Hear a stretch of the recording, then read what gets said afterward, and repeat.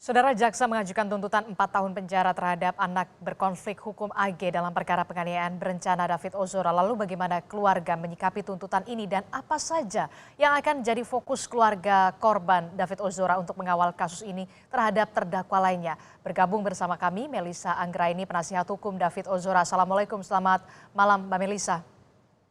Waalaikumsalam. Selamat malam Mbak Adisti. Ya, Mbak Melisa, JPU menuntut anak AG ini 4 tahun penjara. Respon dari keluarga David Ozora seperti apa?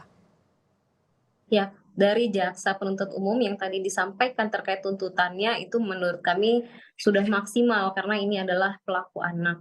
Dalam tuntutan tadi disampaikan sudah terbukti terkait dengan pasal yang disangkakan, pasal 355 ayat 1 Junto 55 KUHP.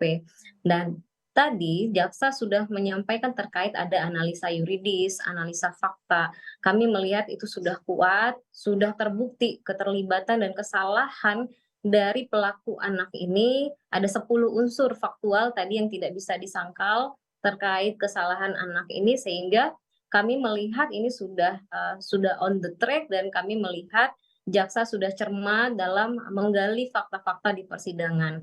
Seperti itu, Mbak. Oke, jadi unsurnya adalah sudah terpenuhi perencanaan penganiayaan, begitu ya, Mbak Melisa Berat, ya? iya. Dan unsur dari hal yang memberatkan tadi disampaikan oleh jaksa, hal yang memberatkan adalah situasi atau kondisi anak korban yang sampai saat ini masih, di rumah sakit, di ICU dan itu mengakibatkan cedera yang berat, luka berat, bahkan cenderung permanen nanti efeknya, begitu. Oke, nah penasihat hukum AG ini menyebut dalam tuntutan jaksa ini tidak mempertimbangkan rekaman CCTV termasuk kronologi. Respon dari keluarga David Ozora? Ya, dari semua proses pemeriksaan saksi-saksi kan kita hadir juga di sana ya, Mbak, ya. Kami melihat hakim sudah sangat cermat, bahkan sudah melihat juga dari CCTV, sehingga dalam, kecermatan hakim itu melihat dari anak pelaku ini justru ada hal yang tidak digali oleh, kuasa hukumnya. Hmm. Mereka boleh menyampaikan apapun terkait pandangan mereka untuk CCTV, tetapi majelis hakim atau hakim tunggal ini sudah memiliki keyakinan sendiri dan hal-hal itu sudah dituangkan oleh jaksa dalam tuntutannya di yang 10 unsur tadi, yang faktual tadi, Mbak. Mhm. Nah, dijadwalkan ini kan 10 April anak AG ini akan mendengarkan vonis. Nah, kalau dari keluarga David Ozora ini harapannya untuk vonis AG ini seperti apa? Apakah lebih berat dari tuntutan jaksa atau justru sama? Tentu kita berharap yang seberat-beratnya terkait pelaku anak yang semaksimalnya dalam, pasal-pasal yang didakwakan, yang dituntut, dan kemudian divonis oleh majelis hakim. Kalau tadi jaksa penuntut umum kami lihat sudah maksimal, tetapi jika nanti dalam majelis memiliki pandangan yang lain sehingga memberikan yang lebih layak kepada pelaku anak ini, melihat dari faktual-faktual di persidangan, kami akan hargai apapun itu. Tetapi tentu saja itu harus berdasarkan kepada keadilan terhadap anak korban, Mbak, begitu. Oke, jadi vonis harus memenuhi rasa keadilan pastinya ya, Mbak Melisa. Iya. Mbak Melisa, ini kan kita tahu baru satu terdakwa yakni anak AG. Lalu bagaimana dengan harapan keluarga David untuk Mario dan juga Shane Lucas? Ya, tentunya dari semua rangkaian pemeriksaan saksi, bukti-bukti yang dihadirkan dalam persidangan, akhirnya kita mengetahui gambaran umum, Hmm. keterlibatan dan peran masing-masing pelaku dengan sangat rinci dan detail. Kita sudah mengelis semua peranan-peranan itu, kebohongannya ada di mana, kemudian apa-apa saja yang akan mempertegas bahwa anak korban ini, sudah diperlakukan dengan sangat keji, biadab, dan bengis oleh para pelaku ini, kita akan buka nanti itu seluas-luasnya di sidang terbuka kepada pelaku-pelaku yang lain, Mbak.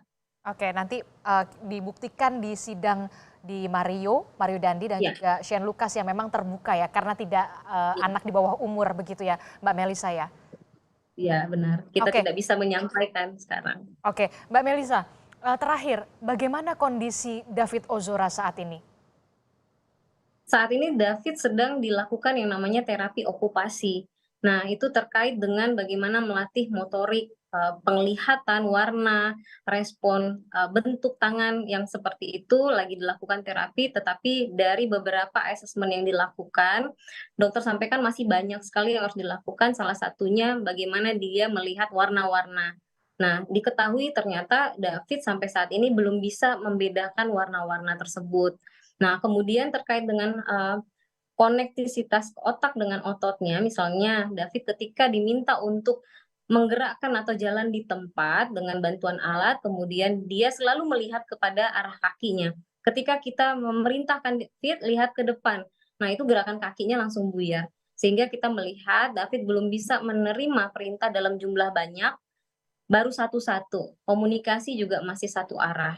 Besok akan dilakukan yang namanya terapi stem cell yang kemarin sempat 2 kali ya tertunda. Insya Allah mudah-mudahan kita berdoa setelah stem cell nanti akan ada progres yang lebih baik terkait dengan kesehatannya David. Oke, keterangan tim dokter bagaimana untuk terapi stem cell ini? Terapi stem cell ini kan sudah dilakukan pengujian terkait dengan kondisi David, apakah memungkinkan dilakukan atau tidak. Dan alhamdulillah berdasarkan observasi dari tim kedokteran sudah approve untuk dilakukan David, tetapi bagaimana reaksi tubuh atau sel-sel nanti yang menerima stem cell ini nanti akan dilihat perkembangannya setelah dilakukan. Jadi belum bisa dinyatakan dengan pasti oleh tim dokter kira-kira works atau tidak terhadap tubuhnya David, karena bisa juga stem cell ini ketika dilakukan ya sudah tidak terlalu berdampak. Jadi berbeda-beda, nanti akan terus dilakukan observasi, Mbak.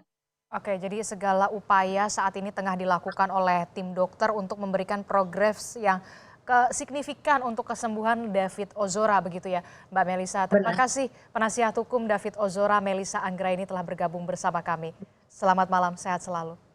Selamat malam.